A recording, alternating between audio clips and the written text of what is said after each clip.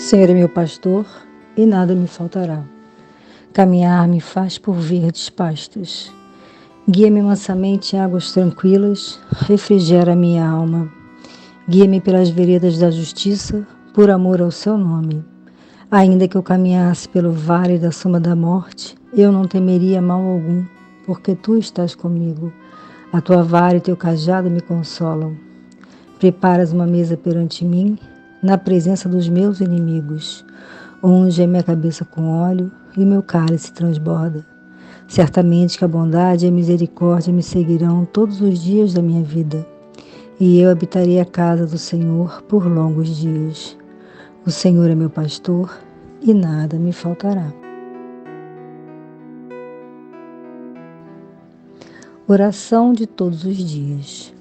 Senhor, faça-me perceber que o trabalho do bem me aguarda em toda parte.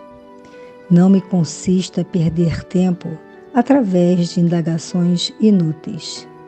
Lembra-me por misericórdia que estou no caminho da evolução com meus semelhantes, não para consertá-los, e sim para atender à minha própria melhoria.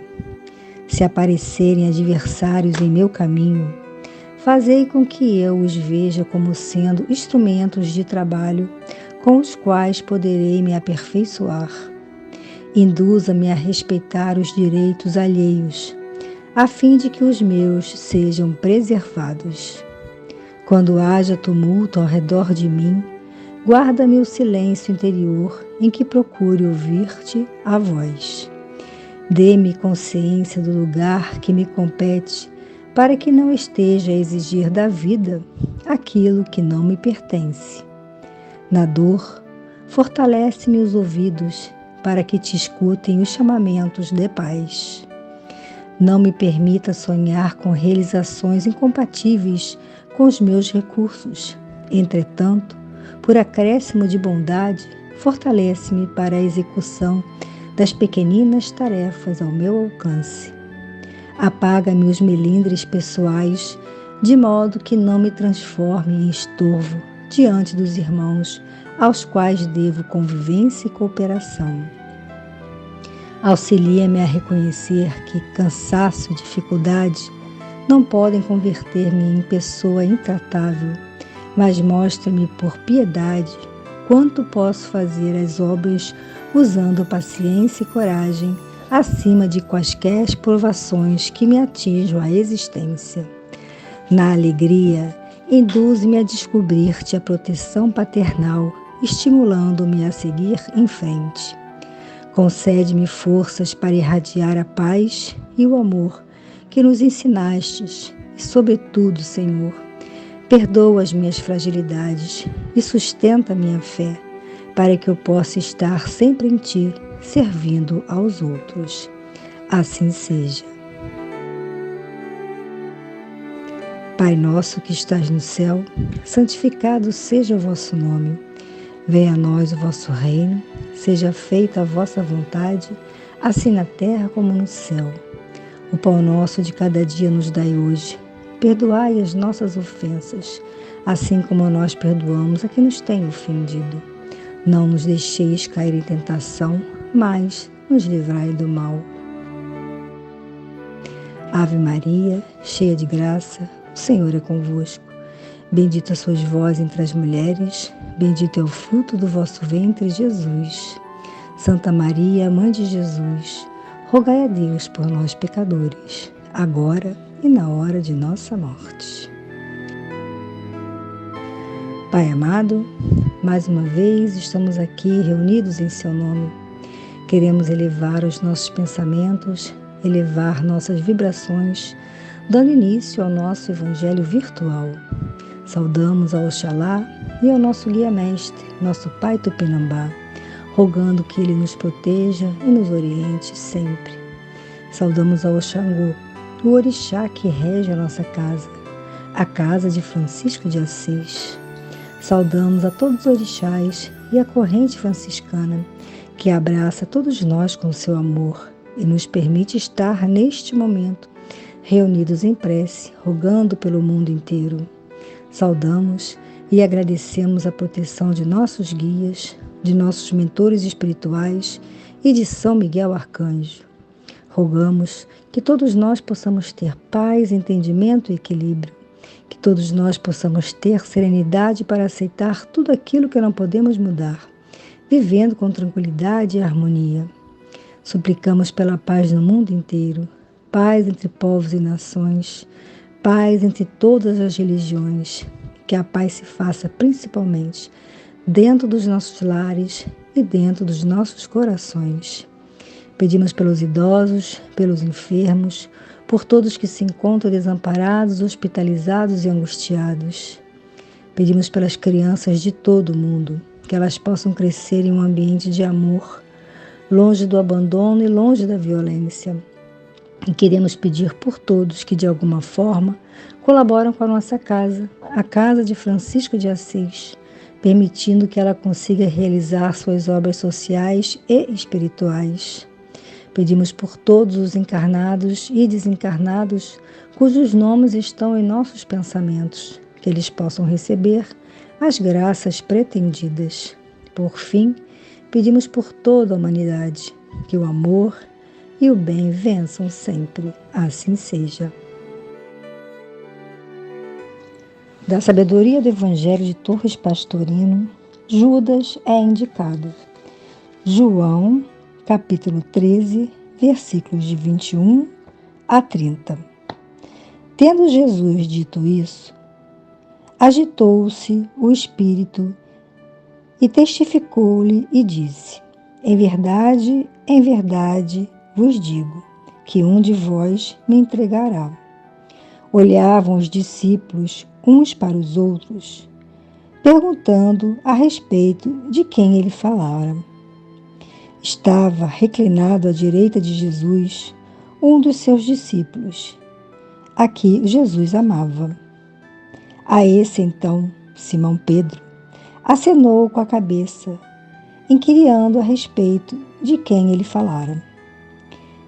Reclinando-se ele, assim, sobre o peito de Jesus, disse-lhe: Senhor, quem é? Respondeu Jesus: é aquele a quem eu der o pedaço de pão mergulhado no vinho. Tendo mergulhado então o pedaço de pão, pegou e deu a Judas, filho de Simão Iscariotes. E depois do pão, então, entrou nele o antagonista. Disse-lhe, pois, Jesus: o que fazes, faze-o depressa. Nenhum, os que reclinavam à mesa, soube para que lhe dissera isso, pois eles julgavam, já que Judas tinha a bolsa, que Jesus lhe dissera: compra o de que precisamos para a festa, ou para que entregasse aos mendigos. Tomando então um pedaço de pão, ele saiu logo, pois já era noite. Explicação de Torres Pastorino. O estudo desse trecho é de importância capital para a compreensão plena dos ensinos no grande drama do Calvário. Estavam reunidos à mesa, ainda comendo, quando revela aos demais discípulos que o drama tem início pela entrega da vítima, que é ele mesmo, nas mãos do clero organizado para o sacrifício. E esse ato será realizado por um dentre os 12. O gesto está iminente. A revelação brusca faz cair o mal-estar em todos. Cada um estava seguro de si, mas duvidava de todos os outros. Ergue-se um vozerio de todos os lados. Serei eu? Dentre todas as vozes, faz-se ouvir a de Judas, que conhecia sua tarefa, mas não podia revelá-la. Tem que perguntar para que seu silêncio não o denuncie. A resposta ao grupo foi apenas indicação de que ele ali estava presente, aquele de quem falara esse o sentido de mete comigo a mão no prato. Molha o pão no vinho e passa-o a Judas, em deferência todo especial, pois os outros dá apenas o pão seco e faz passar a taça de vinho, na qual todos bebem. João assinala que com o pão entrou nele o antagonista. Ao verificar que tudo correra de acordo com o previsto, Jesus dá-lhe ordem de desencadear os acontecimentos. O que fazes, faze-o depressa. Diz João que ninguém entendeu. Revelada a trama, ninguém protestou. Comportamento estranho. Judas recebeu o pão embebido em vinho, comeu e saiu. Já era noite fechada. Nesse momento, Jesus anuncia a transubstanciação. Começa dizendo: está determinado que o Filho do Homem vá, e ele irá, mas lamenta profundamente o homem que tem a ingrata tarefa de entregá-lo às autoridades eclesiásticas para o sacrifício sangrento. Esse homem sofrerá terríveis impactos, mas terá que cumprir sua obrigação até o fim. Terá que beber o cálice todo. Os discípulos ficam preocupados, mas o mestre acrescenta: esse homem está comendo conosco. É um dentre vós. Maior preocupação os assalta, e o peso da dúvida lhes penetra o ânimo. Embora soubessem o que estava para ocorrer, desconheciam qual o escolhido que deveria executar o gesto indispensável, tomando a posição de antagonista oficial de Jesus, para ser condenado durante milênios pela humanidade. Era um gesto que requeria força e heroísmo sem limites. Precisava-se de um voluntário disposto a sacrificar-se. Qual deles seria o escolhido? Jesus aduz que era melhor que esse homem não tivesse nascido, tal a dificuldade quase insuperável a vencer. E com essa frase, mais uma vez, revela abertamente a realidade da reencarnação, da qual já falara outras vezes, não insistindo mais no assunto, porque era convicção profunda e arraigada em todos eles de que assim ocorre com as criaturas.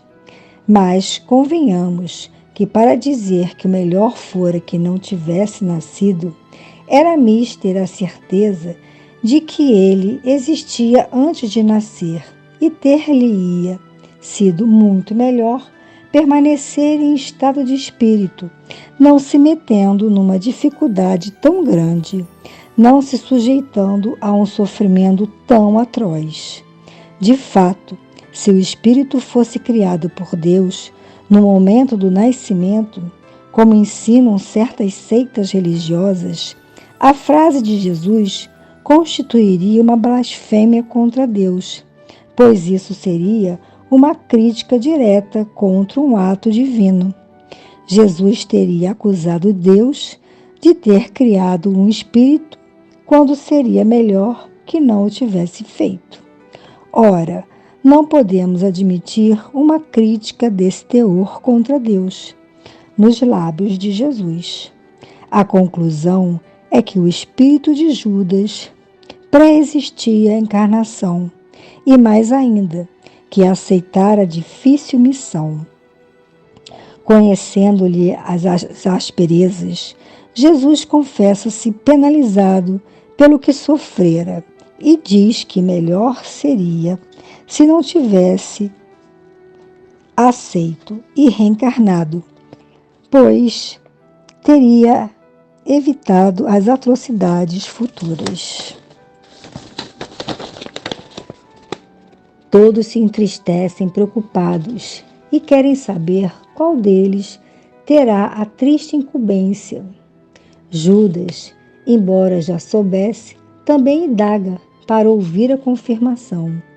A resposta de Jesus, tu o dissestes, equivale a já o sabes, para que perguntas. Por isso, não vemos aí o simples sim. Pedro não resiste à curiosidade e acena com a cabeça para que João pergunte ao mestre. Jesus retruca-lhe que dará um pedaço de pão mergulhado no vinho, indicando o escolhido. Recordemos que ainda hoje assim é dada a comunhão na Igreja Ortodoxa, um pedaço de pão mergulhado no vinho. Assim fortalecido, Judas sai. Era uma coisa sabida e esperada. Prova o fato de que nenhum dos discípulos protesta contra vidas. Ninguém o ataca, ninguém o acusa, ninguém se revolta. Ninguém o condena, ninguém procura defender de seu mestre contra Judas. Todas aceitam, passivamente calados, o fato que em qualquer outras circunstâncias forçosamente faria que em todos se levantasse como só homem para detê-lo de seu intento. Não, nada disso ocorre, só o silêncio da aceitação. Dado o passo inicial, Jesus anuncia que vai dar-se a transubstanciação. Agora, o Filho do Homem é transubstanciado e Deus se transubstancia no Filho do Homem. O Cristo interno, a divindade que em tudo habita, a essência última de todas as coisas, encontra campo para expandir-se e manifestar-se plenamente no Filho do Homem, por sua aceitação total do sacrifício para subir um degrau na evolução, demonstrando o caminho à humanidade. Deus o permeia, o penetra, o infinitiza. E se Deus se transubstancia pela unificação mística no Filho do Homem, também Deus transubstanciará o Filho do Homem em Deus. Ou seja, se Deus se transmuta em homem, o homem se transmuta em Deus. Se Deus se expande no homem, o homem se expande em Deus. Se Deus se torna homem, o homem se torna Deus. Essa passagem do Evangelho nos traz muitos conteúdos. Reunido com seus discípulos, Jesus informa a todos que seu Calvário se aproxima e que um dos seus discípulos, que ali estavam, iria entregá-lo àqueles que iriam fazê-lo passar por todo aquele sacrifício que bem sabemos, todo o sofrimento que Jesus passou para nos salvar. Judas, cedendo aos seus medos e a seu próprio interesse, agiu como traidor e depois, sem suportar o arrependimento, se enforca. Diante de tantas mensagens que esse Evangelho nos traz, vamos escolher a mensagem que nos leva a pensar nos apelos, sensações, emoções e sentimentos materiais que nos envolvem e atrapalham o nosso crescimento espiritual. Judas cedeu aos apelos materiais. Daí vem a reflexão. Quantas vezes caímos nas garras da vaidade, do orgulho, do egoísmo, da ganância, do julgamento? Quantas vezes pensamos e agimos nos baseando e cedendo às questões exclusivamente materiais de forma egoísta e sempre justificando nossos erros e nossas falhas? Nossos erros são muitas vezes conscientes e outras vezes são inconscientes. Cometemos esses erros, conscientes ou não, nas nossas vidas, para com nós mesmos, com a natureza e com os nossos semelhantes. Agimos com vaidade, com orgulho, damos ênfase ao prazer egoísta e impomos opiniões e julgamentos sem respeitar a diferença que existe entre cada um de nós, seres da humanidade. Somos passíveis de queda, somos passíveis de falha. Estamos aqui, nesse mundo de provas e expiações, para tentar nossa evolução E é o nosso esforço para aprendermos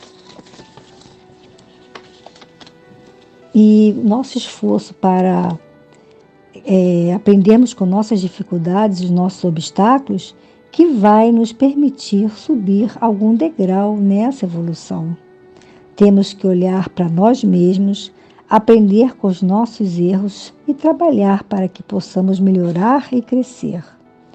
Estarmos sempre ligados ao alto, pedindo que Deus nos ajude a superar e corrigir os nossos erros, sem medo, sem restrições e sem desistir.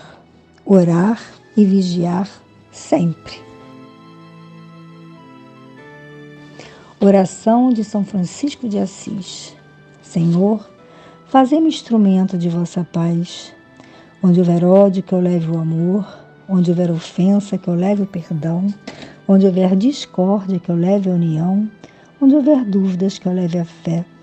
Onde houver erro, que eu leve a verdade. Onde houver desespero, que eu leve a esperança. Onde houver tristeza, que eu leve a alegria. Onde houver trevas, que eu leve a luz. Ó Mestre, fazei com que eu procure mais consolar que ser consolado, compreender que ser compreendido, amar que ser amado, pois é dando que se recebe, é perdoando que se é perdoado, e é morrendo que se nasce para a vida eterna. Fiquem em paz, fiquem com Deus.